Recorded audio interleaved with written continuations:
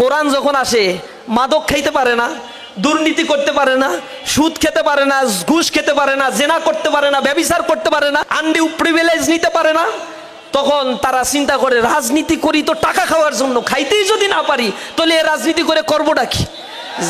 যারা খেতে দিচ্ছে না এখন তাদের ধরো, তাদেরকে বলো এরা জঙ্গি, এরা মুক্তিযুদ্ধ বিরোধী, এরা দেশ বিরোধী।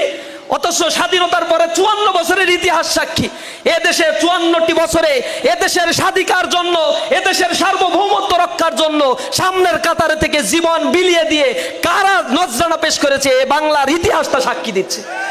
ইসলামী ছাত্র শিবির বিদেশে টাকা পাচার করে না, ইসলামী তার ছাত্র শিবির ধর্ষণ করে না, ছিনতাই করে না, খুন করে না, রাজধানী করে না, মানুষের সম্পদ লুণ্ঠন করা ইসলামী ছাত্র শিবিরের কাজ নয়।